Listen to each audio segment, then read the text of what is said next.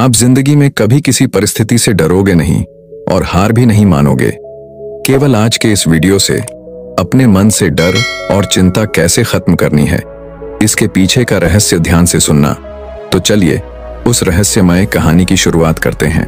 दोस्तों, एक गुरु का एक शिष्य बड़ा ही मस्त मौला था। उसे किसी चीज की कोई फिक्र नहीं थी।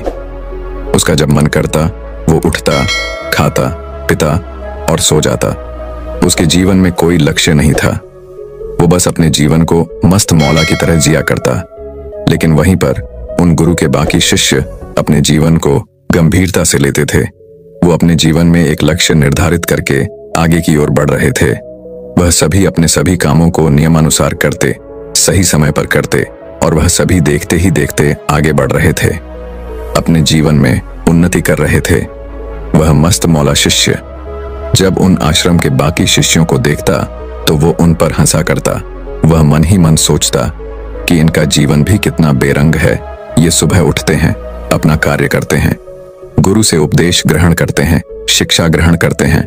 उसके बाद यह सभी भिक्षा मांगने के लिए निकल पड़ते हैं और जब शाम को यह भिक्षा मांग कर वापस लौटते हैं तो फिर भोजन बनाते हैं, भोजन ग्रहण करते हैं और सभी सो जाते हैं। भला यह भी कोई जीवन है? ऐसा जीवन जीकर क्या फायदा? यह हर रोज एक ही काम करते हैं और इनके जीवन में कोई रस नहीं रह गया। ये सब वो मन ही मन सोचकर बहुत खुश हुआ करता। वह अपने आप को सर्वश्रेष्ठ माना करता। लेकिन देखते ही देखते समय बीतता गया और समय के साथ साथ आश्रम के वो बाकी शिष्य धीरे धीरे आगे बढ़ते चले गए। लेकिन वह मस्त मौला शिष्य अब तक वही का वही पड़ा था। आश्रम के वे सभी शिष्य एक एक करके सफल होते चले गए और वह मस्त मौला शिष्य यह सब देखकर मन ही मन बहुत जलने लगा था। उसके मन में ईर्ष्या उत्पन्न होने लगी थी। एक दिन की बात है, उन गुरु ने अपने एक शिष्य को एक कार्य सौंपा जो बहुत जिम्मेदारी का था। यह बात जब उस मस्त मौला शिष्य को पता चली तो वह क्रोधित हो उठा। उसने सोचा कि मैं इनसे पहले से यहां पर हूं, लेकिन अब तक गुरु ने मुझे कोई भी ऐसा जिम्मेदारी का काम नहीं दिया। लेकिन इन्हें देखो, इन्हें आए अभी कुछ ही वर्ष बीते हैं और इन पर गुरु यकीन करते हैं और इन्हें उन्होंने जिम्मेदारी का काम भी सौंप दिया। इस बात से उसके मन को बहुत ठेस पहुंची। वह तुरंत ही अपने गुरु के पास पहुंचा।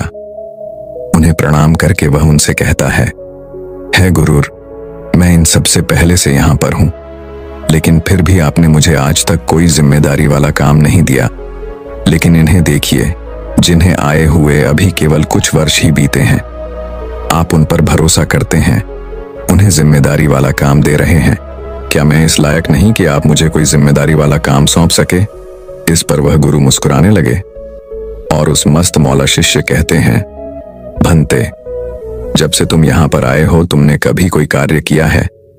तुम हमेशा मस्त रहते हो। तुम्हें ना तो किसी कार्य की फिक्र है और ना ही तुम्हें भिक्षा मांगना अच्छा लगता है, और तो और ना ही तुम उपदेश सुनने आते हो। तुम तो केवल यहां पर पड़े रहते हो। तुम्हारा जब मन करता है तुम उठते हो, खाते हो, पीते हो, सो जाते हो और उसके बाद पूरा दिन न जाने तुम कहां पर रहते हो। इसी प्रकार तुम्हारा अब तक का पूरा समय बीत चुका है। लेकिन अब तक इस पूरे समय में तुमने क्या किया? क्या इन वर्षों में तुमने कोई एक ऐसा कार्य किया है जिस पर मैं गर्व कर सकूं? तुम्हारे जीवन में कोई अनुशासन नहीं है। तुम जैसा चाहते हो वैसा ही करते हो। तुम्हारे कोई भी कार्य समय पर पूरे नहीं हो पाते क्योंकि तुम उन्हें पूरा करना ही नहीं चाहते।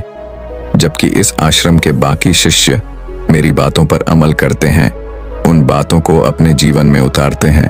वह अपने सभी कार्य समय पर पूरा करते हैं और तो और वह अपने दिन के सभी कार्य नियमानुसार ही करते हैं। अपने गुरु की ये सारी बातें सुनकर वह मस्त मौला शिष्य कुछ देर के लिए चुप हो जाता है और फिर अपने गुरु से कहता है गुरुदेव, तो मैं क्या करूं? मैं अपने जीवन को कैदियों की तरह नहीं बिताना चाहता। अनुशासित होकर मैं अपने आप को बांधना नहीं चाहता। एक अनुशासित व्यक्ति अपने जीवन में एक ही कार्य को हर रोज दोहराता रहता है और यह कितना उभाव है। इसमें कोई रस नहीं रहता, इसमें कोई आनंद नहीं है। फिर ऐसा जीवन जीकर क्या फायदा? तभी वह गुरु कहते हैं, भंते, अनुशासन हमेशा से सफलता का मूल मंत्र रहा है। जो व्यक्ति अनुशासित नहीं होता या जो व्यक्ति अपने आप पर काबू नहीं करता, अपने आप पर काबू नहीं रखता, वह जीवन के किसी भी क्षेत्र में सफल नहीं हो सकता। अनुशासन का दूसरा नाम साधना तपस्या है। अनुशासन का पालन करना भले ही थोड़ा मुश्किल है, लेकिन मानव जीवन के लिए सफलता का मुख्य मार्ग यही है। अनुशासन का अर्थ है किसी भी क्षेत्र में या जनजीवन में नियमों का पालन करना, समय का पाबंद होना तथा अपने आप के लिए पूरी तरह से समर्पित होना, हमेशा अपने काम को सही ढंग और सही समय पर पूरा करना। लेकिन आजकल हर किसी को यह भ्रम होता है कि अनुशासन में रहने से उनकी आजादी खत्म हो जाती है और जिंदगी में कोई रस नहीं रह जाता। लेकिन वास्तविकता ठीक इसका उल्टा है। जिन लोगों का खुद पर नियंत्रण नहीं होता, जो लोग खुद पर काबू नहीं रख पाते, वे लोग निर्णय लेने में अत्यधिक गंभीर हो जाते हैं और ऐसे समय पर उनका निर्णय ज्यादातर गलत ही साबित होता है। लेकिन जो लोग खुद पर काबू रखते हैं, जिनका खुद पर नियंत्रण होता है, वे लोग निर्णय लेने के समय पर गंभीर न होकर सामान्य स्थिति में रहते हैं, जिस कारण उनके अधिकांशतः फैसले सही साबित होते हैं। वे ज्यादा खुश रहते हैं और परेशानियों से निपटने में भी वो सक्षम होते हैं। तभी वो मस्त मौला शिष्य अपने गुरु से कहता है गुरुवार, यदि आपकी सारी बातें सच है तो फिर अब मुझे क्या करना चाहिए? मैं किस तरह से अपने आप पर नियंत्रण पा सकता हूं? मैं किस तरह से अपने जीवन में किसी लक्ष्य को पा सकता हूं? कृपया करके मुझे सही मार्ग दिखाइए। इस पर वह गुरुवर अपने मस्त मौला शिष्य से कहते हैं, मैं तुम्हें आज कुछ ऐसी आदतें बताने जा रहा हूं जिसे यदि तुमने अपने जीवन में उतार लिया, जिसका तुमने नियमित तौर पर पालन किया, तो तुम अवश्य ही अपने जीवन में कुछ बड़ा हासिल कर पाओगे और तुम्हारा जीवन भी पूरी तरह से बदल जाएगा। तुम अपने जीवन पर काबू कर सकोगे, तुम अपने आप पर नियंत्रण पा सकोगे और जो भी फैसले तुम लेना चाहो उसे सटीक ले पाओगे। आगे वह गुरुवर उस मस्त बोला शिष्य को पहली आदत बताते हुए कहते हैं, खुद को समझो। अनुशासन में कैसे रहें? खुद को अनुशासित करने के लिए दूसरों को समझना होगा। आप दूसरों को उस वक्त तक नहीं समझ सकते जब तक कि आप खुद को ना समझ लें।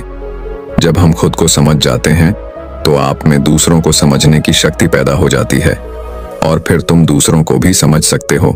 इसके लिए तुम्हें ध्यान करना आवश्यक है। तुम जितना ध्यान करोगे उतना तुम्हारा मन एकाग्र होगा और तुम ध्यान में उतरते चले जाओगे। फिर कुछ समय बाद तुम्हारा मन खाली होने लगेगा, जिस कारण तुम खुद को समझ पाओगे, अपने भीतर झांक पाओगे। इन सभी के अलावा तुम कुछ वक्त अपने साथ बिता सकते हो, योगा कर सकते हो, विचार कर सकते हो, अपने आप से बातें कर सकते हो। अपने आप के अंदर झांक कर देखो कि तुम्हारे अंदर क्या अच्छाइयां हैं और क्या बुराइयां हैं, तुम्हें क्या पसंद है और क्या नापसंद है। और जब तुम अपने बारे में अच्छी तरह जान जाओगे, तुम्हें पता चल जाएगा कि तुम्हारे अंदर क्या कमियां हैं, तो तुम उन कमियों को दूर करने का प्रयास कर सकते हो, उन पर काबू पा सकते हो और अपने आप को हर रोज बेहतर बना सकते हो। आगे वे गुरु उस मस्त मौला शिष्य से कहते हैं, स्वस्थ खाओ। खुद को अनुशासित करने का अर्थ केवल यह नहीं है कि तुम्हें काम करना है, बल्कि तुम्हें अच्छा खाना भी खाना है। तुम्हें खाने पीने पर ध्यान देना आवश्यक है। तुम्हें स्वस्थ खाना खाना चाहिए। जैसे जैसे दिन गुजरते जाते हैं, हमारे शरीर की ऊर्जा कम होती जाती है। इसके लिए हमें खाने का विशेष ध्यान देना चाहिए, अच्छी आदतें डालनी चाहिए। यदि तुम स्वस्थ खाना खाओगे, तभी तुम्हारे भीतर सही ऊर्जा उत्पन्न हो पाएगी और फिर तुम्हारे पास दिन भर ध्यान केंद्रित करने के लिए काफी ऊर्जा होगी, जिससे तुम लंबे समय तक अनुशासित रह पाओगे। आपने देखा होगा कि आपके आसपास ऐसे कई सारे लोग होंगे जिनका मोटापा दिन ब दिन बढ़ता जा रहा है और वह कई तरह की बीमारियों के शिकार भी हो चुके हैं और उन्हें डॉक्टरों ने मना भी किया होगा कि आपको ये सारी चीजें नहीं खानी है, लेकिन उसके बाद भी उनका खुद पर नियंत्रण नहीं रहता, क्योंकि वह उन चीजों के आदी हो चुके हैं, क्योंकि वे लोग केवल स्वाद के लिए भोजन करते हैं। इसलिए यदि तुम खुद अनुशासित होना चाहते हो तो सबसे पहले अपने खाने पर नियंत्रण रखो, जो बहुत जरूरी है, और केवल उन्हीं चीजों का सेवन करो जो तुम्हारे स्वास्थ्य के लिए अच्छे हों। और यदि आप कुछ समय के लिए उन चीजों को रोक भी देते हैं तो आप बड़ी आसानी से उन आदतों को फिर बना सकते हैं। और जब तुम अच्छा खाओगे तो तुम्हारा मन स्वस्थ होगा, तुम्हारा मस्तिष्क स्वस्थ होगा तुम्हारे मन और मस्तिष्क में स्वस्थ विचार उत्पन्न होंगे, अच्छे विचार उत्पन्न होंगे, अच्छी सोच होगी और तुम्हारा स्वास्थ्य भी अच्छा होगा। उसके बाद तुम सही तरीके से काम भी कर पाओगे। लेकिन यहाँ पर एक और चीज तुम्हें ध्यान देने की आवश्यकता है कि तुम्हें अपने भोजन को स्वस्थ खाना खिलाने के साथ साथ अपने दिमाग और अपने मन को भी स्वस्थ भोजन ही खिलाना है। जैसे कि हम आजकल कई सारी ऐसी चीजें देखते हैं जिसका हमारे शरीर पर, हमारे मन पर, हमारे मस्तिष्क पर बुरा असर पड़ता है, जिसका हमारे जीवन से कोई लेना देना नहीं होता। फिर भी हम उन चीजों को केवल मजे के लिए देखते हैं, तो उन चीजों का सेवन आज से बंद कर दें, क्योंकि वह चीजें आपको जीवन में कोई लाभ नहीं देने वाली। उससे अच्छा है कि आप अपनी आंखों को, अपने मन को, अपने मस्तिष्क को ऐसा आहार प्रदान करें जिससे कि आपका मन, मस्तिष्क सब स्वच्छ हो जाए, ऊर्जा से भरपूर हो जाए। जैसे यदि आपके जीवन में आपका कोई लक्ष्य है तो आप उस लक्ष्य से जुड़ी हर जानकारी इकट्ठा कर सकते हैं। उस लक्ष्य तक पहुंचने के लिए आपको किन किन चीजों की आवश्यकता है, किन जानकारों की आवश्यकता है, उन्हें एकत्रित करना सीखिए। अपने लक्ष्य पर नियमित तौर पर काम करना सीखिए। नए नए लोगों से मिलिए जो आपके लक्ष्य से जुड़े हुए हैं, उनसे जानकारी लीजिए, ना कि केवल मजे के लिए चीजें देखें, सुने और समझें। इससे आपका ध्यान भी खराब होगा और आपका समय भी नष्ट होगा और आपको कोई लाभ नहीं मिलेगा। इसलिए ना केवल अपने शरीर को स्वस्थ भोजन दें, बल्कि अपने मन, मस्तिष्क और आंखों को भी स्वस्थ भोजन ही कराएं। आगे वह गुरु उस मस्त मौला शिष्य से कहते हैं, नियमित रूप से व्यायाम करो। खाने के साथ साथ शरीर का अनुशासन भी बहुत जरूरी है। हमारा जो दिमाग है यह हमारे नियंत्रण में नहीं रहता, जो मर्जी जो चाहे सोचता रहता है, यहां वहां भागता रहता है, हमें भटकाता रहता है। एक विचार से दूसरे विचार, दूसरे से तीसरे, तीसरे से चौथे, और ऐसे न जाने कितने ही विचारों में ये डूबा रहता है, जिन पर हमारा कोई नियंत्रण नहीं होता। लेकिन हमारा मन और हमारा मस्तिष्क हमारे शरीर से जुड़ा हुआ है। यदि हम चाहें तो इन पर नियंत्रण पा सकते हैं, और अपने शरीर पर नियंत्रण पाना हमारे हाथों में ही है। इसलिए नियमित रूप से व्यायाम करें, योग करें, ध्यान करें, जिससे हमारे शरीर के साथ साथ हमारे मन और मस्तिष्क पर भी हमारा नियंत्रण साधने लगेगा। उसके बाद जैसा आप चाहेंगे, आपका शरीर, आपका मन, आपका मस्तिष्क आपकी ही की तरह सोचेगा, आप ही के लिए काम करेगा, क्योंकि आपका उस पर पूरा नियंत्रण होगा। आगे वह गुरुवर उस मस्त मौला शिष्य से कहते हैं, अच्छी नींद लो। आजकल आपने देखा होगा कि आपके आसपास ऐसे कई सारे लोग आपको मिलेंगे जो रात को देरी तक स्मार्टफोन चलाते रहते हैं, जिस कारण वो रात को देरी से सोते हैं और उनकी नींद भी देरी से खुलती है, जो हमारे शरीर के लिए, हमारे लिए बहुत हानिकारक है, जिससे हमारी दिनचर्या बिगड़ जाती है और हमारा मस्तिष्क कभी सही ढंग से काम नहीं कर पाता। और तो और इससे हमारे शरीर पर भी बुरा असर पड़ता है। आपने देखा होगा कि जब आप रात को देरी से सोते हैं तो सुबह उठने के बाद आपके सर में दर्द होता है, आपका शरीर सही ढंग से काम नहीं कर पाता। कभी आपको पेट दर्द की शिकायत होती है, तो कभी आपके वजन दर्द की शिकायत होती है।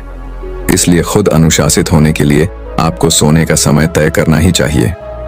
सही समय पर सोएं, सही समय पर उठें, ताकि आपको रात में नींद अच्छी आए और जब आप सुबह उठे तो आपका शरीर पूरी तरह से तैयार हो, आपका मन, आपका दिमाग केंद्रित हो और आप किसी भी काम को पूरी स्फूर्ति और पूरी चुस्ती के साथ कर सकें, अपने काम पर ध्यान केंद्रित कर सकें, अपने कामों पर मन लगा सकें। आगे वह गुरुवर उस मस्त मौला शिष्य से कहते हैं, अपनी दिनचर्या का पालन करो। जब हम अपने दिनचर्या का पालन करते हैं तो कठिन से कठिन कार्य भी आसान हो जाते हैं।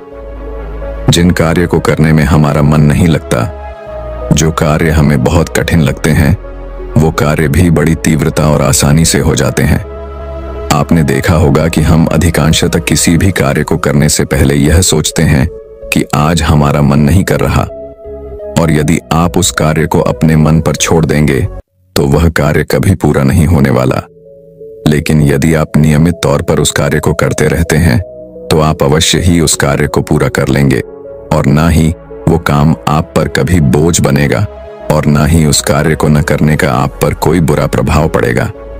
जैसे कि यदि आपने एक नियम बनाया है कि आप एक निश्चित समय पर पढ़ेंगे, तो आपको पढ़ना ही चाहिए, जिससे आपका हर कार्य समय पर पूरा होता है और आपका मन भी उस कार्य में जरूर लगता है और आपके सारे काम भी बड़ी आसानी से होने लगते हैं। फिर वो कार्य चाहे कितना भी उभाव क्यों ना हो। और दिनचर्या हमारे आत्म अनुशासनहीनता के लिए बहुत जरूरी है। इसलिए आज से ही आप अपने दिन में हर एक चीज के लिए दिनचर्या बनाना शुरू कीजिए, जिससे आपका जीवन अनुशासित हो सके कि आप कौन से काम को किस समय पर पूरा करना चाहते हैं और उस कार्य को उस समय पर पूरा करने का हर मुमकिन प्रयास करें। फिर चाहे आपका मन कर रहा हो या ना कर रहा हो, उस कार्य को आपको समय पर पूरा करना ही है। यदि आप अपनी दिनचर्या का पालन नहीं करेंगे तो आप अपने जीवन में कभी सफल नहीं हो पाएंगे। इसीलिए अपने दिनचर्या का पालन करना आवश्यक है, अनुशासित होना आवश्यक है। मान लीजिए कि आज आप में से कई सारे लोग इस वीडियो को देखने के बाद बहुत खुश हो जाते हैं और अपनी दिनचर्या बना भी लेते हैं, और 1 दिन, 2 दिन या 3 दिन उस दिनचर्या का पालन करने के बाद वो अगले दिन से उसे छोड़ देते हैं, तो उनके जीवन में कोई बदलाव नहीं आने वाला। मेरी एक बात हमेशा याद रखिएगा कि बुरी आदतें बहुत आसान होती हैं, जो हमें हमेशा पीछे की ओर खींचती हैं, जो हमें सुख दिखाती हैं, आनंद दिखाती हैं, लेकिन वह सुख व आनंद केवल कुछ समय के लिए है। और यदि आप अपनी दिनचर्या का लगातार पालन करते हैं तो आप आगे चलकर उससे कहीं ज्यादा सुख और उससे कहीं ज्यादा आनंद प्राप्त करेंगे। अच्छी आदतों को अपनाने में थोड़ा समय लगता है, थोड़ी मुश्किलें भी आती हैं। आपने सुना होगा कि जो रास्ता शुरू में कठिन होता है वो रास्ता आगे चलकर आसान हो जाता है, और जो रास्ता शुरू में आसान होता है वह आकर चलकर कठिन हो जाता है। इसलिए आप कौन सा रास्ता चुनना चाहते हैं, ये आप पर निर्भर करता है। आगे वह गुरुवर उस मस्त मौला शिष्य से कहते हैं, अपने लक्ष्य खुद तय करो। दोस्तों, अक्सर यह होता है कि हम अपने जीवन में कई प्रकार के लक्ष्य निर्धारित करते हैं, लेकिन हम अपने आलस के कारण, अपनी खराब दिनचर्या के कारण उन लक्ष्यों को बीच में ही छोड़ देते हैं। हम चाहते हैं कि वो लक्ष्य हमारे लिए कोई और पूरा करे, लेकिन क्या ऐसे में आपका वो सपना पूरा हो सकता है? जब कोई और उस लक्ष्य को पूरा करेगा तो क्या आपको वो खुशी मिलेगी? क्या आपको वो आनंद मिल पाएगा? नहीं। जब हम अपने लक्ष्य के लिए खुद मेहनत करते हैं, उसे पाने के लिए हर मुमकिन प्रयास करते हैं, तो उसके बीच में आने वाले रुकावटों को पार करते वक्त हमें जो मजा आता है, जो आनंद आता है, वह कहीं और आपको नहीं मिलेगा, क्योंकि असली मजा मंजिल तक पहुंचना नहीं बल्कि राहों में चलना होता है। और जब भी आपको ये लगे कि आपकी मंजिल अभी बहुत दूर है, तो आप हमेशा खुद से 2 सवाल कीजिए। पहला, मैंने कल से आज अच्छा क्या किया है, और मैं अभी के अभी और अच्छा क्या कर सकता हूं। इससे आपके भीतर एक प्रेरणा जगेगी और आप और बेहतर करने की कोशिश करेंगे, और आप अपने अनुशासन को भी फिर से प्राप्त कर सकेंगे। लेकिन हम में से अधिकांश लोग बस इसी फिराक में होते हैं कि हमने जो लक्ष्य निर्धारित किया है उसमें कोई हमारा साथ दे दे, कोई हमारी मदद कर दे, ताकि हम अपने लक्ष्य तक पहुंच जाएं। लेकिन ऐसा करना बिल्कुल सही नहीं होता। आप दूसरों से जानकारी जरूर ले सकते हैं, दूसरों से मदद जरूर ले सकते हैं, लेकिन आपको अपने लक्ष्य की ओर खुद ही बढ़ना चाहिए। रास्ते में आने वाली सभी रुकावटों का सामना आपको खुद ही करना चाहिए। तभी आपको वह खुशी मिलेगी, तभी आप उस आनंद का अनुभव कर पाएंगे। आगे वह गुरुवर मस्त मौला शिष्य से कहते हैं, समय का प्रबंधन करो। आप लोगों ने देखा होगा कि हमारे पास दिन भर में कई सारे कार्य होते हैं, लेकिन हम उन सभी कार्य को पूरा नहीं कर पाते, क्योंकि हमने सही समय पर उस कार्य को पूरा ही नहीं किया, क्योंकि हम केवल एक ही कार्य में जुटे रहे और उसी कार्य को हमने अपना पूरा समय दे दिया। आप सारे कार्य तो पूरा करना चाहते थे, लेकिन आप सभी कार्य को पूरा नहीं कर पाए, और ऐसा इसलिए हुआ क्योंकि आपने समय का प्रबंधन नहीं किया है। समय का प्रबंधन हमें अच्छी तरह से करना चाहिए। जैसे कि जो भी जरूरी काम है उसे सबसे पहले कीजिए, भले ही वो काम कितना भी मुश्किल क्यों ना हो, उस काम को सबसे पहले पूरा कीजिए। उसके बाद बाकी के जो आसान काम बचे हुए हैं आप उन्हें पूरा कर सकते हैं, या फिर आप चाहें तो उसे अपने निचले अधिकारी को भी दे सकते हैं, क्योंकि वह काम सरल है और वह उसे आसानी से कर भी पाएगा, जिससे आपका समय भी बचेगा और आप कठिन से कठिन कार्य को समय पर पूरा भी कर पाएंगे। और यदि आप किसी कार्यालय में नहीं जाते तब भी आपको यही नीति अपनानी आनी चाहिए। आप सबसे पहले अपने मुश्किल कार्य को पूरा कीजिए। जब आप उस कार्य को पूरा करेंगे तो आपका आत्मविश्वास भी बढ़ेगा और आप बाकी सारे कार्य में भी मन लगा पाएंगे और आप उन चीजों को भी बड़ी तीव्रता और सरलता से पूर्ण कर पाएंगे। और बाकी के जो आसान और छोटे कार्य हैं, आप उन्हें बाद में पूरा कर सकते हैं, जिससे आप अपने दिन भर के पूरे कार्य को संपूर्ण तरीके से पूरा भी कर सकेंगे। आगे वह गुरुवर उस मस्त मौला शिष्य से कहते हैं, ध्यान भटकने से बचाओ। हमारा वातावरण प्रेरणा से बहुत मजबूत होता है, इसलिए अपने वातावरण को अनुशासन के हिसाब से अनुकूलित बना लीजिए। अपनी आंखों के सामने से वह हर चीज हटा दीजिए जिससे आपका ध्यान भटकता हो और आप अपने काम पर मन न लगा पाते हो। जहां भी आप काम करते हो वहां पर कम से कम चीजें रखिए जिससे आपका ध्यान ना भटक पाए। जैसे कि आपके हाथ में रखा हुआ ये फोन, जब आप काम कर रहे हो तो उस वक्त इसे अपने आप से दूर रखिए, क्योंकि आजकल सोशल मीडिया पर हर कोई ऑनलाइन रहता है और ऐसे में हर कोई आपको परेशान करने का हर मुमकिन प्रयास करता ही रहता है। जैसे कि यदि आप काम कर रहे हो और उसी समय व्हाट्सएप पर अगर कोई मैसेज आ जाए तो आप उसका रिप्लाई देने से पीछे नहीं हटने वाले, आप तुरंत ही उस फोन को उठाएंगे और रिप्लाई देना शुरू कर देंगे, जिससे आपका ध्यान भी भंग होगा और आपका काम भी पूरा नहीं हो पाएगा। इसलिए जब तक आप काम कर रहे हो तब तक इसे अपने आप से दूर रखें। और यदि आप यह नहीं कर सकते तो कम से कम इतना कीजिए कि सुबह सुबह जब आप अपना काम शुरू करते हैं तो उस वक्त अपने सामने कम से कम ऐसी चीजें रखें जो आपका ध्यान भटका सकती हो, जिससे आपका मन उस कार्य में लगेगा और धीरे धीरे आपको दिन की एक अच्छी शुरुआत मिल पाएगी। आप अपने काम में अपना मन लगा पाएंगे, उस समय पर पूरा कर पाएंगे और उससे मिलने वाली खुशी आप महसूस कर पाएंगे। आगे वह गुरुवर अपने उस मस्त मौला शिष्य से कहते हैं, अपनी योजनाओं को समाप्त करो। आप अपनी जिंदगी में कुछ भी हासिल करना चाहते हो, उसके लिए सबसे जरूरी है कि आप अपनी योजनाओं को समाप्त करो और उस पर काम करके उसे पूरी तरह से पूर्ण करो। जब आप एक सही तरीके से काम करते हैं तो धीरे धीरे अंत तक आप दूसरों से बेहतर हो जाते हैं और आप अपने कामों को पूरा करने में सक्षम भी हो जाते हैं। इसलिए अपनी योजनाओं पर ध्यान दें, उन्हें पूरा करने का हर मुमकिन प्रयास करें, क्योंकि यदि आप अपने जीवन में कुछ बड़ा हासिल करना चाहते हैं तो आपको अपनी योजनाओं पर तो ध्यान देना ही होगा और उन्हें पूरा करना ही होगा। इतना कहकर वह गुरु शांत हो गए। अब शिष्य भी ये समझ चुका था कि वो अपने जीवन में क्या गलतियां कर रहा है और उसे अपने जीवन में किन चीजों को सुधारना चाहिए। उसने तुरंत ही अपने गुरु को प्रणाम किया और वहां से वह वापस आश्रम की ओर लौट गया। अब वह रोज ध्यान किया करता था, अपने सभी कार्यों को नियमित तौर पर पूरा किया करता था, जिससे उसका मन एकाग्र होने लगा था। वह उपदेश भी सुनने आता था और हर रोज वह भिक्षा मांगने भी जाया करता था। देखते ही देखते वह पूरे आश्रम में अब सबसे कुशल हो चुका था। तो दर्शकों, चलिए अब तनाव मुक्ति के ऊपर अगली रोचक कहानी की शुरुआत करते हैं। दोस्तों, बार बार संकेत देने के बाद भी एक शिष्य अपने गुरु की बात टालता रहा और देखते ही देखते एक दिन शिष्य और उन गुरु की जान जाते जाते बच गई। शिष्य ने गुरु से कहा, हे गुरु, यह मेरी गलती है और मेरी ही गलती के कारण यह सब हो रहा है। आप मुझे सजा दीजिए और मुझे यह भी समझाइए कि आखिर हम कामों को क्यों टालते हैं। गुरु ने कहा, नहीं, इस बार मैं तुम्हें कुछ नहीं समझाऊंगा, बल्कि इस बार तुम खुद ही अपने मन के भीतर झांको, खुद को जानो और मुझे भी उपदेश दो कि आखिर कोई भी व्यक्ति अपने जीवन के जरूरी काम को क्यों टालता है। यह कहानी है एक गुरु और दो शिष्यों की। गुरु और शिष्य पहाड़ की तलहटियों में एक छोटी सी कुटिया में रहा करते थे।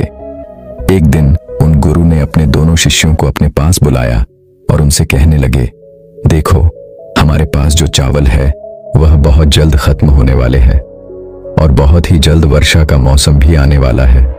इसलिए मैं चाहता हूं कि तुम दोनों कल ही गांव के लिए निकल पड़ो और वहां से चावल खरीद कर लाओ। दोनों शिष्यों ने गुरु की बात मान ली और वे दोनों अगली सुबह सूरज की पहली किरण के साथ ही गांव की ओर निकल पड़े। लेकिन केवल कुछ ही समय के बाद वे दोनों शिष्य वापस आश्रम लौट आए। आज शाम आने के बाद उन गुरु ने अपने उन दोनों शिष्यों से कहा, क्या बात है, तुम दोनों इतनी जल्दी कैसे लौट आए? क्या तुमने चावल लाया? इस पर उन दोनों शिष्यों ने ना में सर हिलाते हुए कहा नहीं। तभी वह गुरुवर उन दोनों शिष्यों से कहते हैं, आखिर तुम दोनों खाली हाथ क्यों लौट आए? तभी उन दोनों में से एक शिष्य कहता है, हे गुरु, गांव की ओर जाने के लिए जो नदी हमें पार करनी पड़ती है, जिस पर जो पुल बनाया गया है, वह लकड़ी का पुल पूरी तरह से जल चुका है। यदि हम उस पर चलकर जाएंगे तो इससे बहुत खतरा हो सकता है, हमारी जान भी जा सकती है। तभी वह गुरु उन दोनों शिष्यों से कहते हैं, तो क्या तुम किसी और रास्ते से गांव की ओर नहीं जा सकते थे? इस पर पहला शिष्य उन गुरु की इस बात का जवाब देते हुए कहता है, हे गुरुदेव, दूसरा रास्ता बहुत लंबा और बहुत कठिन है, और रास्ते में मैंने कई लोगों को यह कहते हुए भी सुना है कि उस पुल की मरम्मत बहुत जल्द ही हो जाएगी, और मुझे तो यही लगता है कि हमें पुल के ठीक होने का इंतजार करना ही चाहिए। पहले शिष्य का जवाब सुनकर उन गुरु ने अपने दूसरे शिष्य की तरफ देखा, जो बिल्कुल चुपचाप खड़ा था, और वह अपने गुरु की किसी भी बात का कोई जवाब नहीं दे रहा था, क्योंकि अब भी वह इस समस्या के समाधान के बारे में सोच रहा था। कुछ दिन ऐसे ही बीत गए। तभी एक दिन फिर से उन गुरु ने अपने दोनों शिष्यों से कहा, देखो, चावल बहुत जल्द खत्म होने वाले हैं, तुम दोनों को गांव की ओर निकलना चाहिए और जल्द से जल्द गांव से चावल लेकर आना चाहिए, अन्यथा हम सभी को भूखा ही सोना पड़ जाएगा। उन गुरु की आज्ञा पाकर वे दोनों शिष्य अगले ही दिन फिर से गांव की ओर निकल पड़ते हैं। कुछ ही देर बाद पहला शिष्य वापस लौट आया। जब उन गुरु ने उसके वापस आने का कारण पूछा, तब वह शिष्य उन गुरु से कहता है, हे गुरुवर, अभी तक पुल की मरम्मत का काम पूरा नहीं हुआ है, और वहां के आसपास के लोग यही कह रहे हैं कि पुल की मरम्मत का काम जल्दी पूरा हो जाएगा। क्योंकि पुल बनने का कार्य शुरू हो चुका है, इसीलिए मुझे लगता है कि हमें और थोड़ा सा इंतजार कर लेना चाहिए। अपने शिष्य के मुख से यह सुनकर वह गुरु उस शिष्य से कहते हैं, तुम्हारा गुरु भाई कहाँ है? वह कहाँ गया? इस पर वह पहला शिष्य जवाब देते हुए कहता है, हे गुरु, वह तो लंबे रास्ते की ओर गया है। वह रास्ता बहुत लंबा और कठिन है, और सबसे अजीब बात तो यह है कि हमने कभी भी उस रास्ते पर कभी सफर नहीं किया। वह रास्ता हमारे लिए अनजान भी है, जिस कारण उसे कई तरह की परेशानियां भी उठानी पड़ सकती है। वह तो बेवजह ही परेशान हो रहा है। बस 2 से 3 दिनों में फूल का काम खत्म हो जाएगा, और फिर मैं खुद जाकर गांव से चावल लेकर आ जाऊंगा। पहले शिष्य के मुख से यह सारी बातें सुनकर वह गुरु चुपचाप रहे। उन्होंने उससे कुछ भी ना कहा, और देखते ही देखते कुछ दिन और बीत गए। करीब 3 दिनों के बाद आखिरकार वह दिन भी आ गया जब चावल पूरी तरह से खत्म हो चुके थे। तभी उन गुरु ने अपने उस पहले शिष्य से कहा, तुम अभी के अभी जाओ, अन्यथा इस बरसात के मौसम में हमें भूखे पेट ही सोना पड़ेगा। उस शिष्य ने गुरु की बात मानी। वह तुरंत ही गांव की ओर चल पड़ा, और कुछ ही देर के बाद वशिष्ठ वापस लौटा। जब उन गुरु ने उस शिष्य से वापस आने का कारण पूछा, तो इस पर वह शिष्य शांत स्वरों में उन गुरु से कहता है, हे गुरुदेव, मुझे क्षमा करें। पुल तो पूरी तरह से बनकर तैयार था, लेकिन इतनी बारिश के कारण वह पुल फिर से टूट गया। उस नदी में बाढ़ आ चुकी है, चारों तरफ केवल पानी ही पानी है, और सुनने में तो यह भी आ रहा है कि जिस लंबे रास्ते की आप बात कर रहे थे, वह लंबा रास्ता भी पानी के कारण पूरी तरह से बंद हो चुका है। हे गुरुवर, मुझे क्षमा करें, मेरे ही कारण आज आपको भूखा सोना पड़ेगा। उस रात वह शिष्य और गुरुवर दोनों ही भूखे सो गए, और उस दिन के करीब 2 दिनों बाद वह दूसरा शिष्य गांव से वापस लौट आया। वह शिष्य अपने साथ चावल के साथ और भी बाकी सामान भी लेकर आया था। तभी पहला शिष्य तुरंत दौड़ता हुआ उनको रोकने पास गया और उनसे कहने लगा, हे गुरुवर, मुझे क्षमा करें, लेकिन मेरी ही गलती के कारण आपको 2 रातों तक भूखा सोना पड़ा। लेकिन अब ऐसा नहीं होगा। मेरा गुरु भाई आ चुका है, और वह अपने साथ चावल और अन्य बाकी सामग्री भी लेकर आया है। यदि वह जल्दी ही नहीं लौटा तो बहुत मुसीबत उठानी पड़ जाती। हे गुरुदेव, मुझसे बहुत बड़ी गलती हो गई, मुझे सजा दीजिए, मुझे उपदेश दीजिए। इस पर वह गुरुवर मुस्कुराने लगे और अपने उस पहले शिष्य से कहते हैं, कम से कम तुम्हें अपनी गलती का एहसास है, इससे बड़ी बात और कोई नहीं हो सकती। इसलिए अब तुम खुद ही अपनी गलती के बारे में सोचो, और ध्यान रहे कि इस बारे में अत्यंत गहराई से सोचना। आखिर क्यों तुम इतना जरूरी काम टालते रहे? आखिर एक इंसान का मन जरूरी कामों को क्यों टालता रहता है? और जब तुम इस प्रश्न का जवाब जान लो, तब तुम मुझे उपदेश देना। यही तुम्हारी शिक्षा और यही तुम्हारा प्रायश्चित होगा। उन गुरु के अनुसार वह पहला शिष्य उस बारे में सोचता रहा। वह पूरी रात सो नहीं पाए।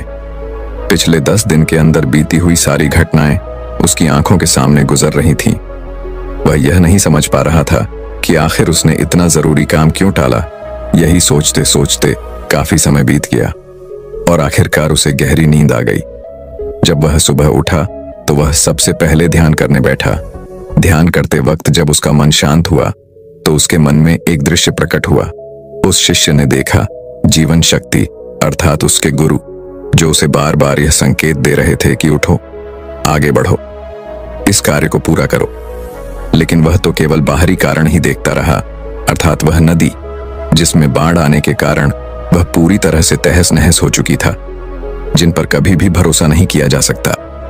वह तो झूठी उम्मीद लगाए बैठा था कि यह पुल जब तैयार हो जाएगा तब वह गांव जाकर चावल ले आएगा, और चावल अर्थात वह समय जो दिन ब दिन घटता जा रहा था। और आखिर में उसे यह दिखाई दिया कि मैं ही वह इंसान हूं जो अपने मन के वश में आकर इन जरूरी कार्य को टालता रहा। वह तुरंत ही ध्यान से उठा और उसने सारी बातें जाकर अपने गुरु को बताईं।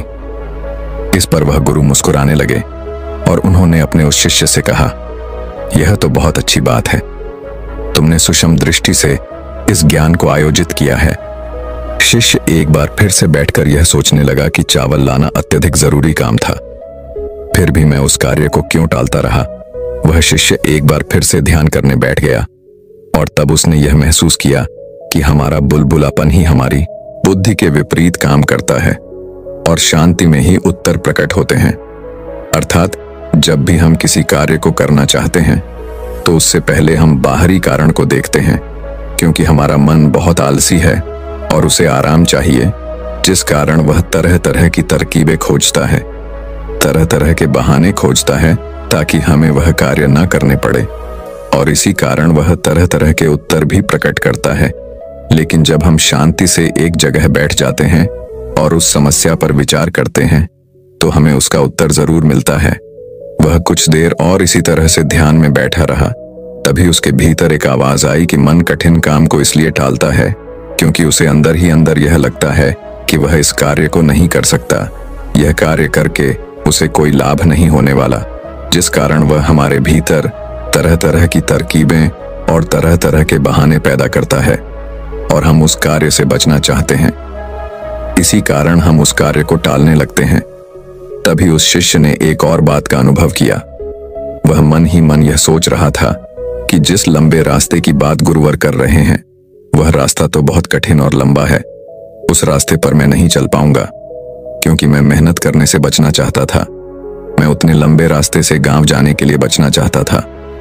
कुछ देर और शांत रहने के बाद शिष्य अपने आप ही अपने मन से ही कहता है, शायद उस रास्ते पर उस जंगल से भी मुझे डर लग रहा था जहां पर चोर और जंगली जानवर रहते हैं। इसी कारण मेरा मन कम जोखिम वाले रास्ते को अपनाना चाहता था, अर्थात वह पुल, और इसी कारण मैं उस पुल के बनने का इंतजार भी कर रहा था। तभी उसे इस बात का एहसास हुआ कि काम टालने के पीछे जो डर होता है वह हमारे अंतर मन में ही छिपा होता है। ध्यान में और गहराई में उतरने की वजह से उसने एक और साफ साफ दिल से देखा। उस दृश्य में उसने यह देखा कि जो सबसे कम जोखिम वाला रास्ता था, अर्थात वह पुल जो सफर शुरू होने के पहले तो दिखता है, जिससे हमें यह एहसास होता है कि हम बहुत जल्द उस कार्य को कर लेंगे, यह कार्य इस पुल के द्वारा बहुत आसान हो जाएगा। लेकिन वास्तविकता में वह पुल हमारे डर का ही एक प्रतिबिंब है।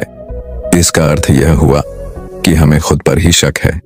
हम खुद पर ही विश्वास नहीं कर पाते कि हम लंबे रास्ते को भी तय कर सकते हैं और अपनी मंजिल तक पहुंच सकते हैं। वास्तविकता में यदि आप इसकी गहराई तक जाएंगे तो आपको इसका एक ही जवाब मिलेगा। असल में कोई भी व्यक्ति किसी काम को नहीं टालता, बल्कि एक व्यक्ति खुद को आगे बढ़ने से रोकता है, नए सफर पर चलने से रोकता है।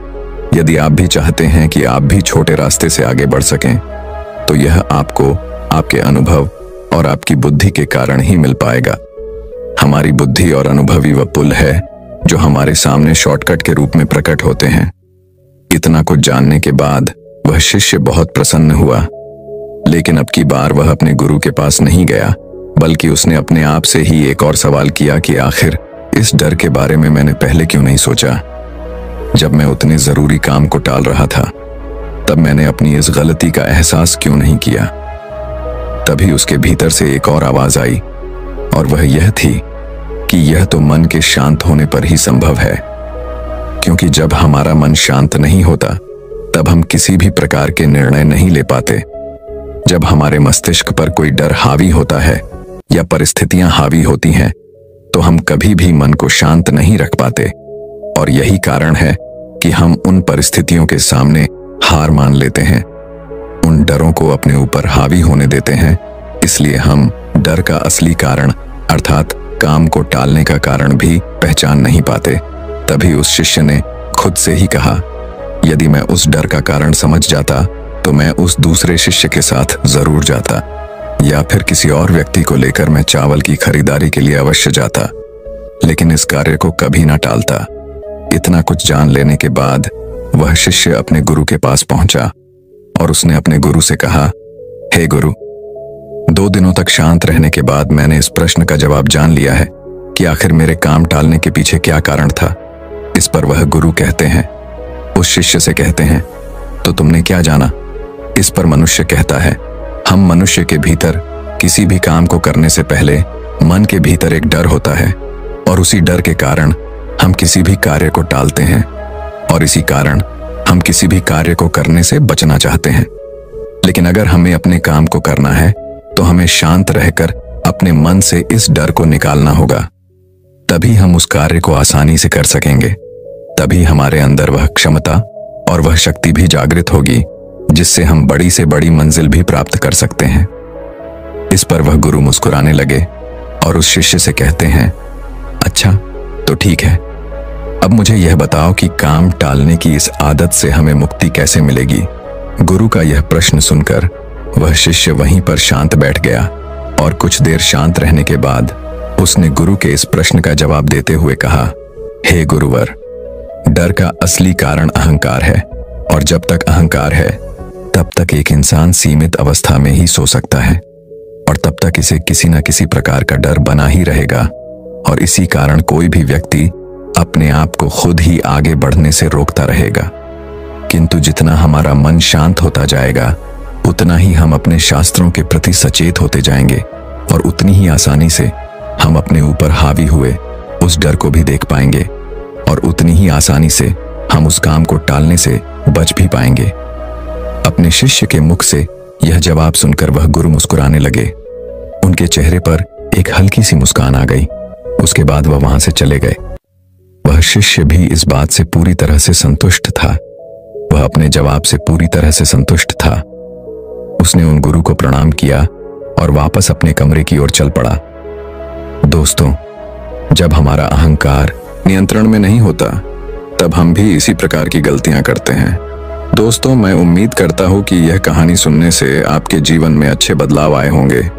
आपको इस वीडियो से क्या सीखने मिला, ये कमेंट करके जरूर बताएं, और अपने परिवार, दोस्तों या आपके करीबी इंसान के साथ ये कहानी शेयर करके उन्हें भी इस ज्ञान से परिचित करवाएं। बाकी अगर आपको ये वीडियो दिल से अच्छी लगी हो, तभी इस वीडियो को लाइक कर देना, और आपने अब तक इस चैनल को सब्सक्राइब न किया हो तो चैनल को सब्सक्राइब भी जरूर कर देना। आपका हर दिन शुभ हो और खुशियों से आपका जीवन भरा रहे। धन्यवाद। नमो बुद्धाय।